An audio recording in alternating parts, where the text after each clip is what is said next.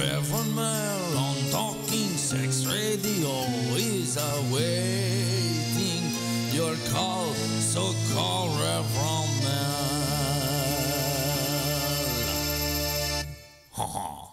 Cardiovascular kind of leans you out, you know, and I've just messed with all of these things.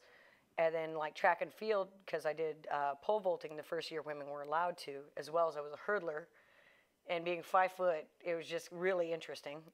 It was really interesting. Yeah, I mean, you are 5 foot, but playing basketball, I mean, you had to. You got to be faster and meaner than the other girls. Okay. And I think I've got those checked off the list.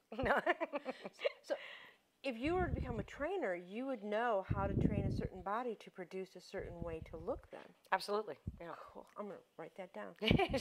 I'm gonna be getting phone calls weekly from Rev Mel. Help! Help! I need to do something. You know, if you're in the chat room, please call us at 372-3536 and give us a phone call, because if you have any questions, you know, throughout the evening. And also what we're going to be doing is we're going to be giving out this book today. You can do a close-up on this book. It is Master Hans' Daughter by Midori, and it is signed by her. And we're going to have a contest at the end of the show. So if you call in, you're going to be able to win this book, and it is signed by her. And has never been read by anybody. I would love to sit and read this, but I have it to give away. It's a beautiful book. I want to read it, but I don't want to bend the pages. You're like, I know, you're like, ah. Yeah. She gave me 3 books. One book I'm keeping. I told her I was going to keep that one book, but and then she gave me a DVD that we've been giving away. So awesome. It was a great interview. But we're interviewing another great woman because she has a pretty huge history, which we haven't delved into yet. Mm-hmm. We will. So we'll get back to the questions. So, how old were you when you gave your first blowjob? I was 13. Woo. Yeah. I don't mind answering any questions. Good. I'm glad. Yeah. So, was it enjoyable for you at 13? It was enjoyable all the way up until the ejaculation, and then I was just like, you're 13 years old, and you see a lot of midnight cable shows and things like that, and that's kind of how I... And you don't see the ejaculation. You don't see the money shot in the throat. You just don't. And I was just like... And he was very nice gentleman. He was like, would you like some water? I was like, oh, God. What the yes. What the fuck was that? Yeah, I didn't even get a warning. So, for those of you out there, communication is great. But did you ever give a hand job and have the experience of the cum coming out? Oh, yeah. I mean, I knew that was the end result of what was going on there. But it was just like, a fair warning, like, hey, I'm going to come, would have been nice. Yeah, I think it would have been nice. I think it was, look, in retrospect, I think it's quite rude, I think you can either learn to like male cum or not like male cum. I think that if you get used to it and you drink a lot of it and you get used to it, it's fine. And then when you get away from it for a while, all of a sudden it's like... Yeah, no, I've absolutely acquired the taste over the years. You still like the taste of cum? cum? Oh, absolutely. Mm-hmm. Your husband have good cum? Yeah, he does. Does he drink a lot of pineapple juice? He has a very, very sugar-enriched diet, which is fantastic. He's probably home watching right now going, I'm so glad I'm not there. I know, he's like taking notes. Pineapples. Okay, got it. No asparagus. Yeah, right? Oh. Yeah, but I understand that there are some people that can eat asparagus and it makes their cum taste okay. It all depends on the chemical makeup of your body. Absolutely, and it just boils down to how it synthesizes and how it breaks down, and what their sugar synthesis is within their body. And it's like everybody's got a different chemistry. I forgot all my questions. We started talking about blowjobs and cum. Well, these are it. These are the first questions that we always get through in the first half an hour.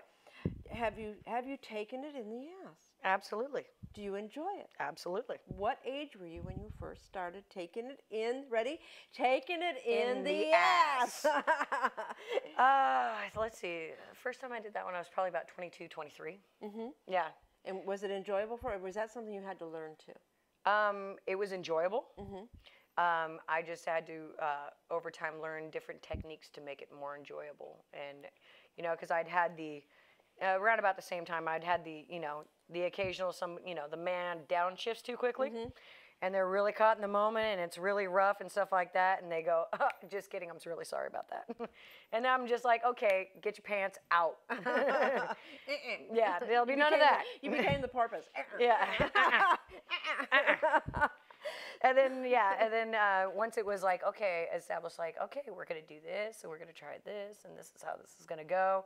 And then I was like, okay, yeah, definitely. Because I was always, like, you know, in the age of 13, 14, 15, I already knew I was into kink and things like that, you know? Ooh, we're gonna talk and engaging in kink at a young age. We're going to talk about her kinkiness. Lots of kinky. Speaking of kinkiness, are you bisexual? Yes, I am. And what was your first sexual experience with a woman? My first sexual experience with a woman, I was 18 years old, and it was a factor of, like, you know, and I totally manipulated the situation because. So you wanted it. Oh, absolutely. Was she ever with anybody else before? She was very new, and she was like, okay. And it was more like we both had male counterparts and things like that. And we're like, and so of course I'm the instigator. And I'm like, well, how about we do a little bit of this, you know, some making out and see where it goes and see if the guys are interested, you know, and kind of have a group thing. And I totally instigated the whole situation. So were the guys present when you were doing that? The guys were present. But for some reason, they got stage fright because there were two males in the room. And so I was like, well, you guys have fun over there. I'm going to fuck her. And they were just like, oh, okay. You know? Well, it's really good to know when you're 18 years old to really know what you want and to go for it. Absolutely. A lot of 18-year-olds don't. They wonder and wish. Well, I remember the youngest early bisexual tendencies being like kindergarten, you know, and like, you know, I would stare at the boys and the girls. And, you know, of course, I come from a small town, so it was just like, the girls would be like, what are you staring at? I'm like, nice shoes, where'd you get them? You know, like, it was just, you know, bisexuality and open sexuality was not received very easily. Yeah. And so it was just kind of like, okay, yeah. You know, so I actually didn't get a chance to start engaging in, you know, my bisexuality until I was like 18 years old. I remember painting and drawing women all the time. And I really think that was the catalyst to saying, you know what, I think I also like women too. Yeah. Could you have a long-term one-on-one relationship without a male? Yeah. With a woman? Mm-hmm. Have you? Yes. How long was that relationship? Well, in the grander scheme of things, it was about a year. Yeah. Yeah, it was about a year. Wow, and how old were you at that time? I was 23 years old, and she was a fantastic, fantastic girl. And it was, you know, around about the time that, I take that back, I was 19. Mm-hmm. And we both were, you know, in the summer and stuff like that, in between, like, you know, semesters and quarters at college. And, you know, we carried on our little, you know, fantastic little relationship and long distance. She went up to Santa Barbara, and I stayed in Pomona, and it was really fantastic. And she was just a really amazing girl. It's, it took me 6 years to accept my bisexuality in my late 30s. Oh, okay. So it was a long time. Okay. And I really find it refreshing that someone that was so young that could accept it and embrace that. Well, I was already, within myself, I was great with embracing things and accepting, especially things of erotic and a sexual nature within myself. My family and the surroundings they were more on the conservative side at that time, or so I thought, and things have progressed. So I would love to tell you about that. So okay, let's put corrupting family. Actually, they were far corrupted before I got there, and they just didn't tell me about it until recently. It was fantastic. Oh, wow. Yeah, it's really fantastic. And then, stay tuned. Yeah, don't go away. I'm putting a great big thing that says, ask about family. Because, you know, a lot of people don't think I really write on here. They think I doodle, and sometimes I do, but I need to ask about family. Yeah, so, it's really fantastic. Do you masturbate? Absolutely.